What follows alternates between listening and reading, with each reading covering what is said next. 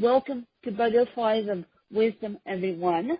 And by the time you guys hear this, it will be Tuesday, and hopefully I can get a podcast done because I have unwanted house guests at my house right now, aka a honeybee colony with a queen is infesting in my house. So hopefully I can get this podcast done without any strange noises. Yeah, another dull moment. So I'm gonna let Mel take it off, and we'll work with what we have. Sounds great. Good morning, everybody. How you doing? Mel here. Wynn, great to hear from you and see you again on this fine day. All right, so what do we got going on today? I think you sent me a letter about goals, and you want to talk about future letters and careers, and let's deep dive into that right away. Yes. Yes. Yeah. And so you guys, tell me what you're thinking. I'm doing my homework live on the podcast because it's easier for me to audio sync it and then write it down. So you guys, you get to see a sneak peek of my homework. Perfect. All right, so tell me about the stuff you're working on. I mean, you sent me something that was pretty specific. I liked the short and long-term vision and the goals that you had set. Tell me about this assignment that you're hammering away on. Well, the assignment, the module I'm actually working on right now is preparing for success. And the assignment, one of the assignments she wants me to do is goals and pick one short-term goal that could be completed in the next 2 weeks. Pick one medium midterm goal that could be completed in the next 3 months. Pick one, I actually gave myself 4 months, but she wanted these 3 to 4 months. And pick one long-term goal that could be completed in the next 2 years. So what I did is I broke it down in chunks. I said, okay, my goal for the next 2 weeks, aka my short-term goal, would be registering for next semester. My midterm goal will be keeping A's and B's in my classes, which I'm now getting a B in one of my classes, A in another one, and paying off my student loans, and then finishing my autobiography. Just nothing to do with this class. It's just giving me more writing classes. And so that's my midterm goals. And my long-term goals are working class to graduation, stage, seeing Mel in person, and then getting my journalism degree. Now, that's my goal sheet. And I did that. And I sent it to Mel to make sure I wasn't missing anything off my luck of being nuts. And he said, no, you're not off your luck of being nuts. And so now the next part of the assignment is write a letter to your future self. And I'm going to put my phone down here and read you guys live on air what this entails. This entails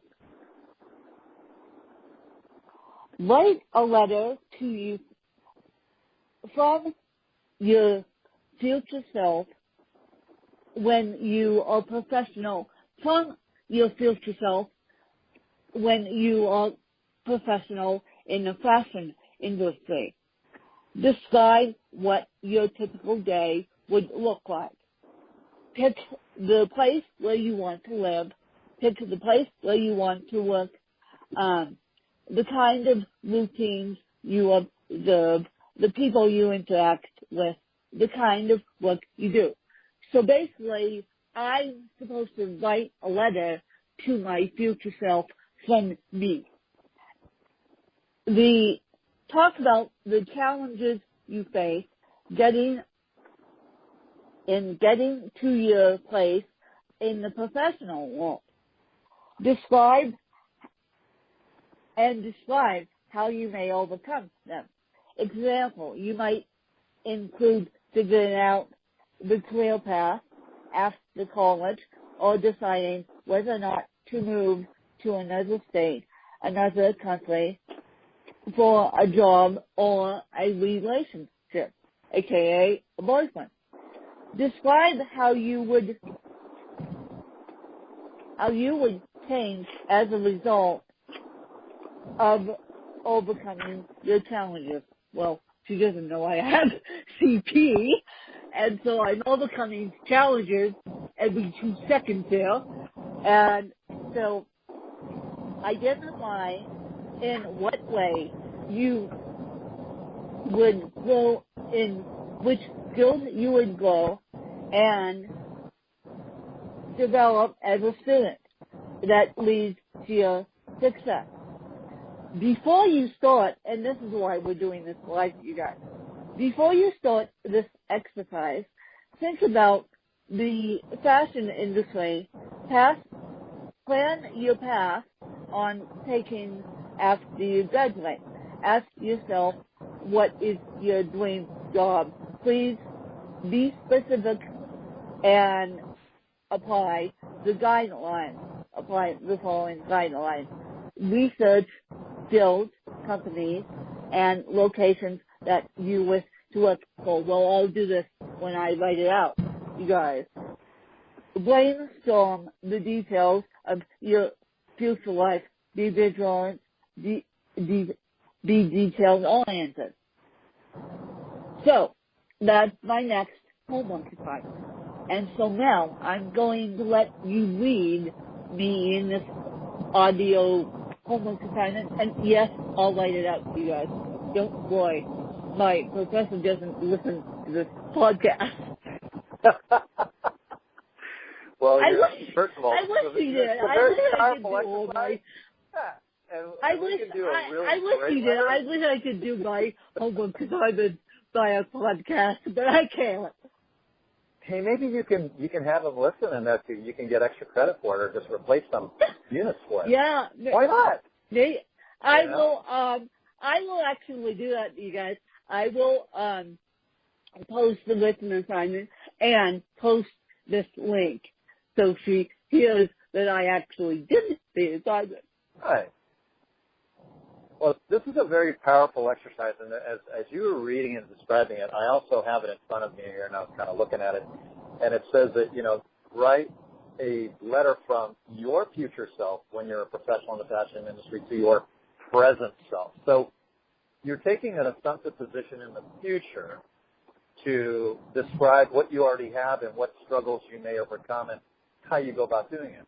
The flip side to that is you can also write a letter to your future self, telling your future self what you're currently going through, what struggles you're going through, or challenges, or the beauty in your life and whatnot, and what stage you are in the process. And you can actually write several letters throughout the year, like one a quarter or once every 6 months or whatever the case may be, because we go through changes when we go through situations, even though we're heading in the same direction moving forward, right? So, okay. So yeah. Do you want me to kind of go over each detail, as in the place where you live? Do you want to expand on each thought? Is that what you want me to do? Yes. Okay. I would right. like you to go over each detail, and I have my answers all prepared, because I thought about this over the weekend as I was doing my short-term, long-term, medium-term goals, too. Got it. So here is the future Wynn, the super writer in the fashion industry in the future. And so where does she live? Well, I would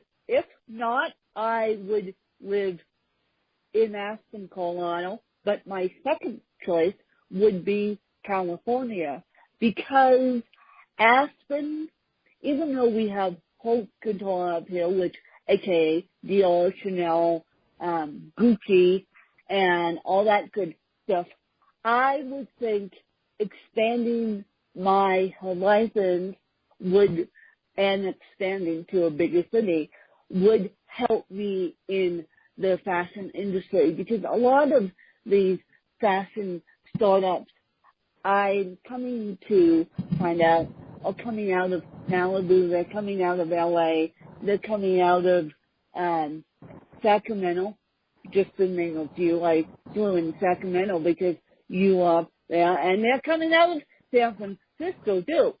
So it's not like I don't have network in California, and it's not like I don't have network in Aspen, Colorado either.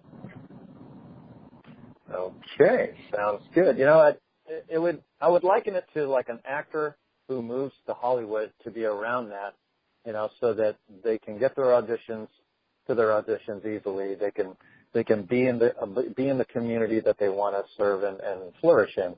So I could see your point there. All right, so where do you work? What's the place do you work at? Do you have a particular company? Are you an editor at a Vogue type magazine or an independent designer group? Who do you work for, and where do you work? I actually thought about this one long and hard, and I would much rather work freelance stuff and work for a big magazine, teaching them about diversity. And now I know it's hard for me to get my foot in the door at a big Vogue, at a big magazine like Vogue, because people are going to automatically look at me and think, oh boy, this person with a disability is not going to have a fun time writing. And with accommodations, thank you very much, if a workplace can accommodate to the worker's needs, I can get things done in 2 seconds flat. Yes, very, very true.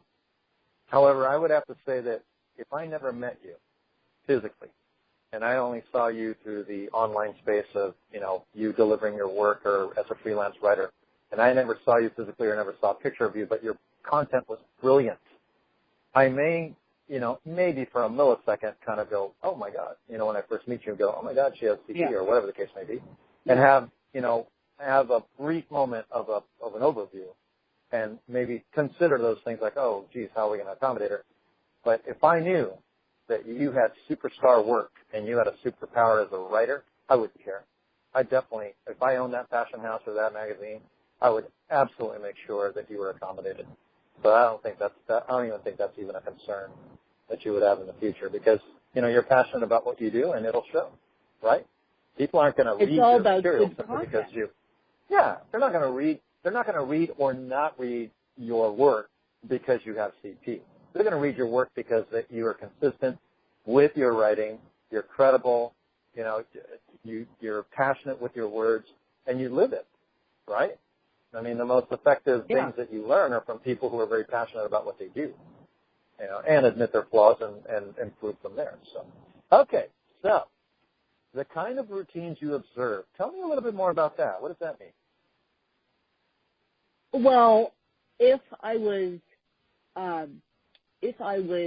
willing and able to pick up my whole life, I would still have to be mindful of my CP, which CP in my life comes number one. School at this point comes second. Podcasting, if you haven't noticed, comes third. And I am really passionate about getting my degree. So my routine, CP, would have to be factored into it.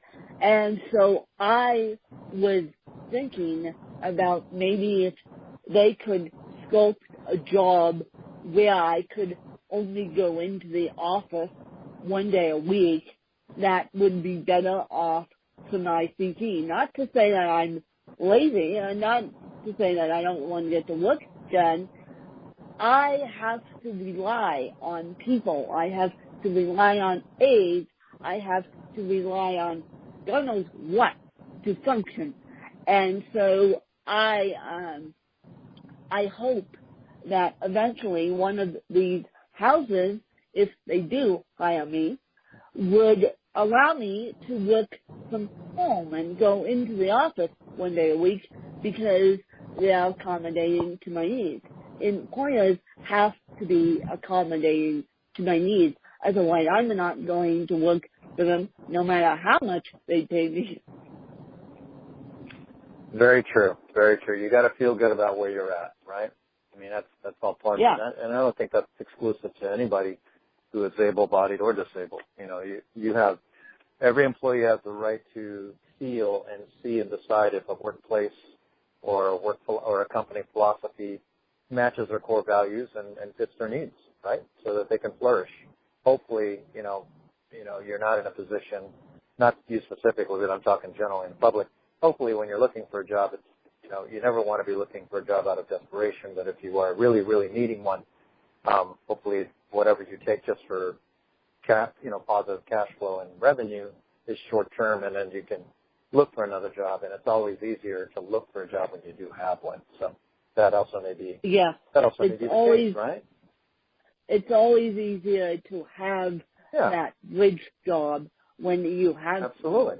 That is why I'm not getting rid of my day job. And I told my boss this too on Friday. And I said, I'm not getting rid of my day job until I finish my degree. And I made that very clear. Because $100 in art supplies, that's what they charge now, doesn't help when you don't have a steady paycheck. Right. So tell me about the people that you interact with on a daily basis, professionally, personally. What kind of relationships do you build? So who is your future self working with and hanging out with? Well, my future self is working with and hanging out with. Thank God I started doing this when I was 23.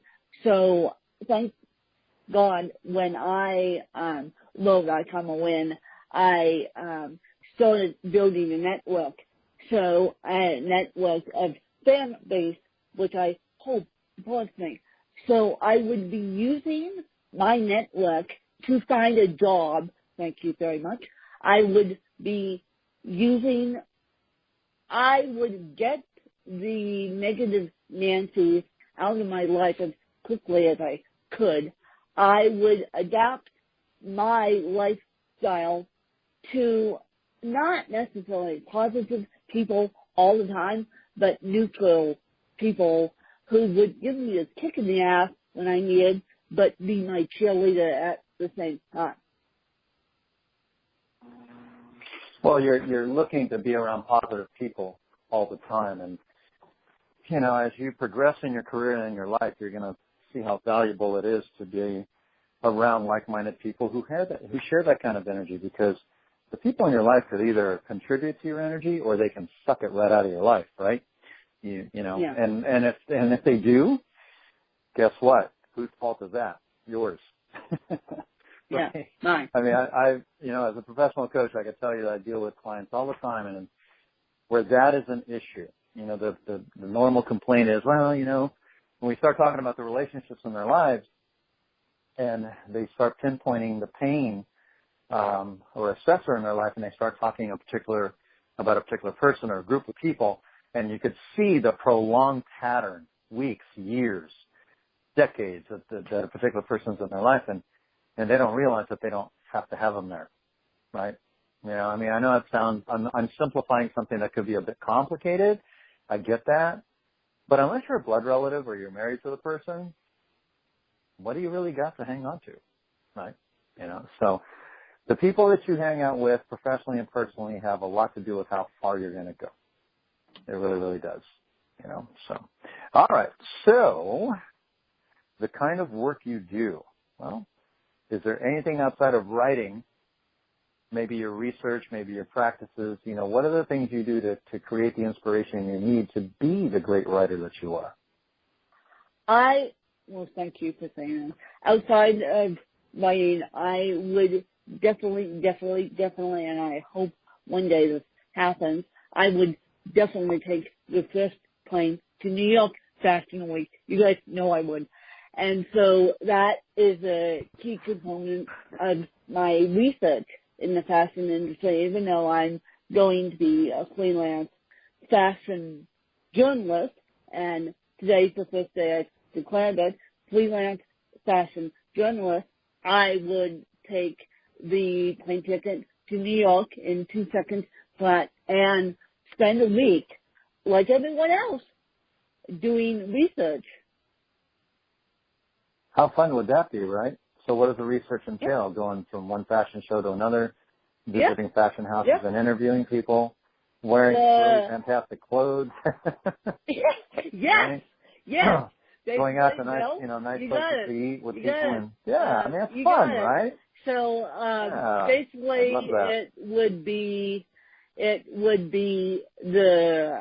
I would probably do 2 fashion shows a day because knowing my body gets really antsy when I sit long enough.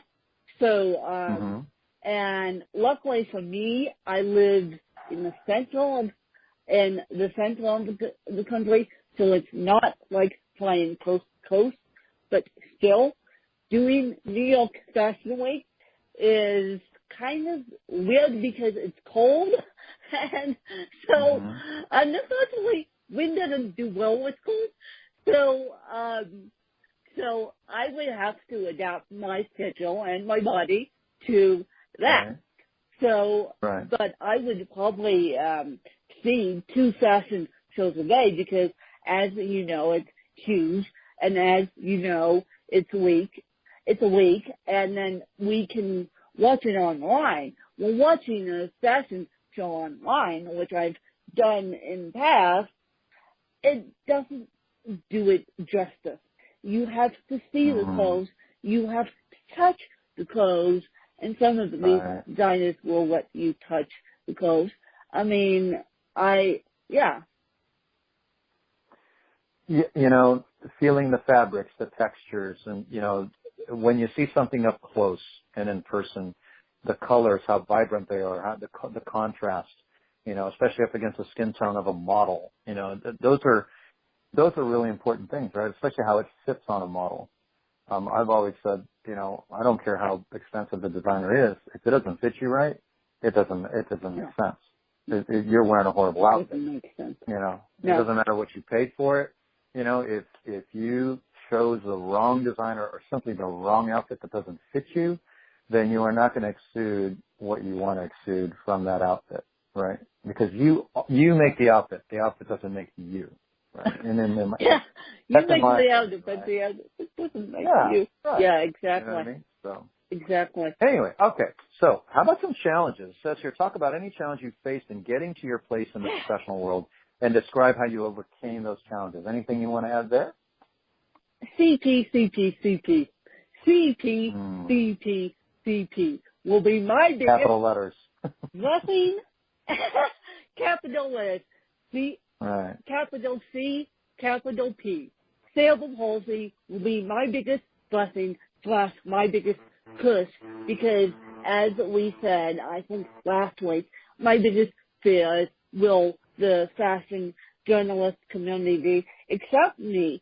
And I actually yesterday was scrolling through Facebook memories, and of course, me at a conference popped up, and so I went to their Facebook page, and of course I shared this video, and of course they shared a story of an Australian journalist with, guess what, CP, and this woman uses assistive communications to talk, and of course they had to share the story of a journalist with CP. They shared it often as a Facebook page, and I automatically share it on my Facebook page because every person with CP inspires me. I don't know if I told you guys that yet, but every person who's ever been disabled in their life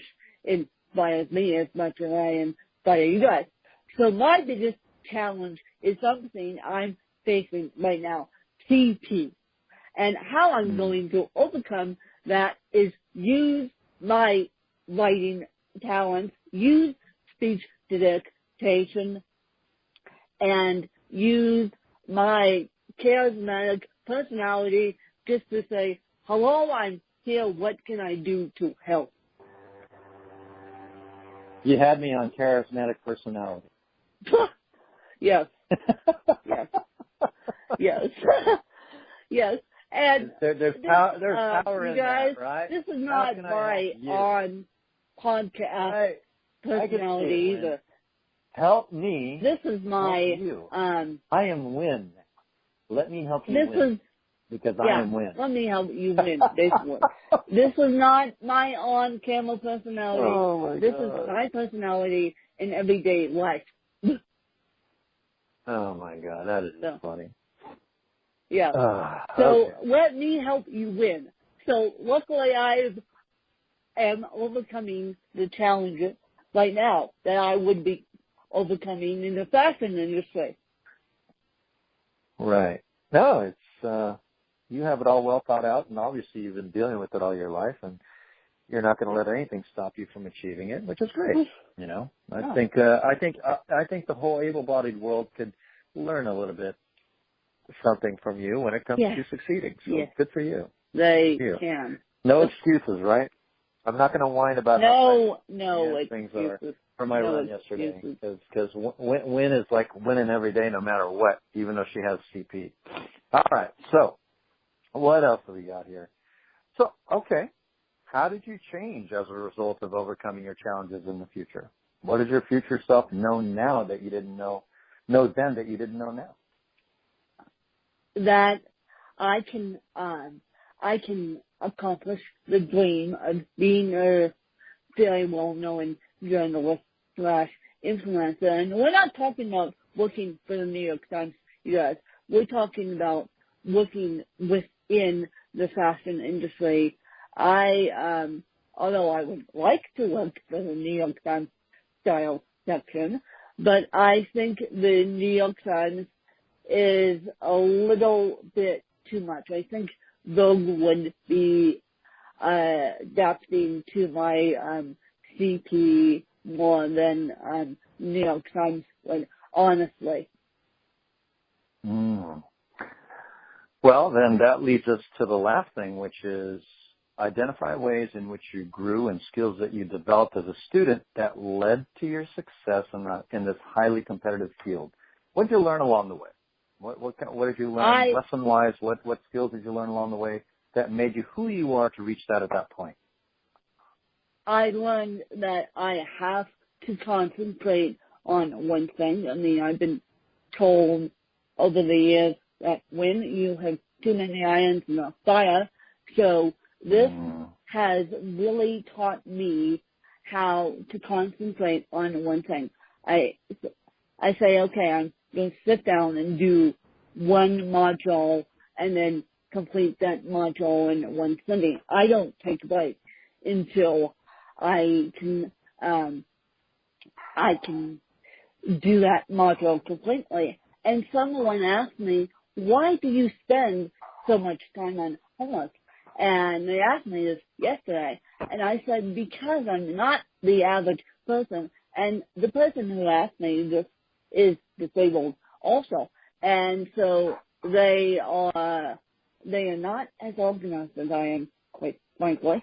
And so I'm actually doing a Facebook Live along with my updates tomorrow, Tuesday, which, and explaining how I do my homework.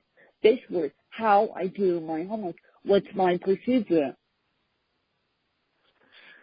You know, it's funny you mention that because personally myself, you know, I have projects that come before me all the time and that are very intriguing. You know, it's chasing that shiny object. And the bottom line is if you want to succeed at a high level, you've got to simplify the steps and master each step. You can easily spiral down and get paralysis by analysis by having too many things going on and all of a sudden become frozen and stuck and you feel like, oh my God, it's overwhelming and I can't do it all. I have learned that as I developed my online coaching program because when you're doing in-person coaching, it's very simple. It's do the assessment, meet in person, set the appointments, and you're going. When you're doing something a little bit more complex, like online coaching or anything, pursuing any kind of endeavor, there's always moving parts to it, and it's very easy to get caught up in, oh, that looks kind of cool, or oh, I need to do this, or I gotta make sure I do that, and before you know it, you think you need to do everything all at one time, and you don't have to do that, right? When you should just kind of master where you're at, get that done, figure that out, on to the next one, because all cogs in the wheel will end up turning anyway in the right way if you just take your time with it. What do you think? I agree with you. I definitely agree with you. And that's why my podcast has kind of taken a little backseat because I can't do it all. And I really, really, really want this degree. I really, really want this degree. And that being said to you guys, Mel and I, because Mel has offered to take on this job, when I graduate, Mel and I are planning, how would we put this, Mel? Get together for my fan base on the West Coast, and once I have more clarification, I'm actually going to ask my academic advisor tomorrow when is graduation date. So once we have more clarification on what's going on and when graduation dates are, I will let you guys know so we can plan not a graduation party, no thank you, but at least a small book signing or something to that effect, because my school actually suggested that. They suggested that, not my idea, my school's idea, because I guess they've been following my work unbeknownst to me, and they want to support me outside the school too. And so, yeah, that's what we're doing when I come out to graduate. That sounds like fun, and it'll be a well-deserved trip, and absolutely would love to spend time with you and well, kind of, trip around the Bay Area and Napa and, have a few laughs and eat a few good meals and drink some great wine and talk fashion and life, right? Exactly. So, but let me get through this first semester, and we can talk about graduation. Absolutely. Because it's only going to take me 2 years. I'm only in this program because it's only my associate degree. It's it's a 2-year program. Well, as you know, time flies, and 2 years really isn't that long of a time. Yeah. Especially when you're, chunking down one semester after another. But there will be a grind. Yeah, there's going to be times when you're like, oh God, this is taking forever. But think back a couple of years and look at all that you've accomplished in the last 2 years. Yeah. Back in the last 2 months, 2 weeks. Think about how fast that goes by. I mean, I look at my sons that are 15 and 17. I'm thinking, I was just holding them as babies a little while ago, and it seems like it just flew by. Anyway, all right, that's the end of your assignment, my friend. That's all I got here. So how would you like to close out this episode? I can honestly tell you that in parallel to what you're doing, the more specific you are with where you're trying to go, and the more clear your action steps are, the likelihood of you reaching it is very high, right? Okay, and then I learned a long time ago that, this is just a simple Tony Robbins Awaken the Giant Within kind of stuff, which is, when you envision it, it's exciting. When you plan it, it becomes fun. When you schedule it, it becomes a reality. And when you take action, then you're really doing it. right? And you're living that right now. I'm living that right now. And for those of you that are listening, if you're looking to achieve something in your life, look at it that way. If there's something intriguing in your mind that's conceptual, put it down on paper. There's power in transferring an idea from your brain to the pen to the paper, and look at it. Really, really look at it and pare it down and simplify it. And don't be afraid. Don't be afraid. There's nothing too big out there. Actually, the bigger it is, the better. Because you can reverse engineer anything into succeeding, into achieving it, no matter what obstacles or challenges you think you may be facing. Just whatever you do, don't get in your own way. You are the biggest obstacle. Okay, nothing else. Yeah. Don't get in your own way. So that's my advice to you too, Lynn. So just keep on that direction. It's not always a straight line. It bends to the right, it bends to the left. Sometimes it goes down, sometimes it goes up. But it's always moving forward. As long as you're always moving forward and focus on the direction rather than the destination, the destination will be there regardless. Changes could happen that may even change your degree. Who knows? Heaven forbid it does. But the bottom line is you always want to be moving forward. All right? So whatever you do, just focus on that and please stay out of your own way. There you go. And I just want to say thank you guys to all my cheerleaders out there for cheering me on and letting me do my homework assignment and letting Mel take the lead on this one and letting me do my homework assignment live because I would have had a hard time figuring that out. Just to let you know, my learning style is not reading. My learning style is audio. So that's why I need to do my stuff in audio to the best of my abilities. My learning style is not looking at a textbook and researching. My learning style is audio. So that's why we did this one today. And yeah, it's going to be difficult, but Wynn can do it. It's going to be difficult, but yes, you can. We're going to, Wynn is going to do it, and Wynn just has to put podcast on that burner right now, but everyone seems to support, and for those of you that don't support, you can get out of the marching band line right now. You can get out of put your instrument down and get out of my marching band right now. Excuse yourself right now. No, I say that to give you guys a laugh because it takes a village to get journalism great, and it takes a village to conduct the orchestra, and it takes a village to make a marching band sound great. So for those of you that don't see this as a full-time career, exit right now. Exit to left. And Mel, what would you say to those who don't believe in me?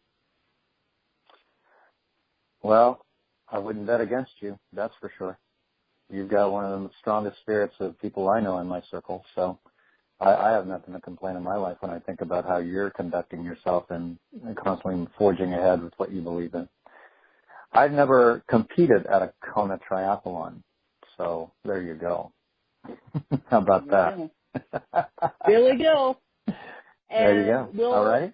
Catch you guys next week. I have no idea what the subject matter is next week because this subject was put together 20 minutes before the episode.